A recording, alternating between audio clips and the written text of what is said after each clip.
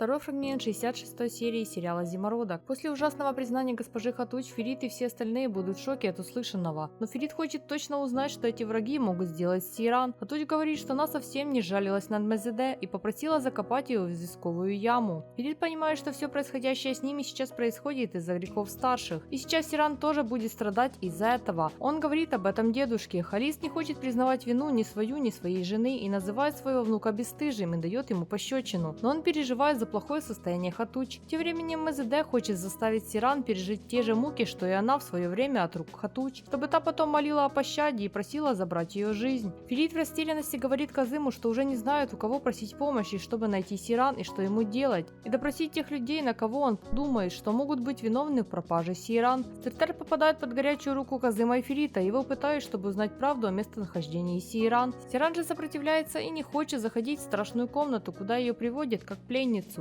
Кая не без помощи со стороны раскрывает тайны романа Факат и Шахмуза, которые они проживали за спинами других. Об этом позоре узнают все жители особняка. И Факат боится огласки, но уже поздно об этом думать. Халис приказывает отвезти Шахмуза куда подальше, чтобы никто его не нашел, а Ифакат будет выгнана из особняка. Ифакат умоляет Халиса пощадить ее, но его решение окончательное. Ильгюн будет рада сама выгнать Ифакат и закрыть дверь за ней. Ифакат в это время будет в потерянном состоянии, не зная, куда ей идти и что ей делать. А Кен решает поговорить с Сейран и скажет, что после всего, что она переживет, она не вынуждена жить с этой болью внутри. У него есть пуля и для него, и для нее, тем самым предлагая выход, смерть им обоим. Ферит будет смотреть на фото Сейран и говорить, как он сильно ее любит, находясь в безуспешных попытках найти ее. Сейран в это время переживает самые ужасные муки, находясь в плену сумасшедшей женщины Мезеде. Фериту придет сообщение, где он увидит, что сделали Сейран, и это приведет его в состояние шока. Эсма начнет кричать от боли на весь дом, к ее крику прибегут домочадцы. Фериту станет плохо от всего, что он увидел, и он потеряет сознание. Сможет ли Ферит спасти Сейран, или же ему тоже понадобится помощь? Узнаем в 66-й серии сериала «Зимородок», которая выйдет 19 апреля в 20:00 на телеканале Старт ТВ.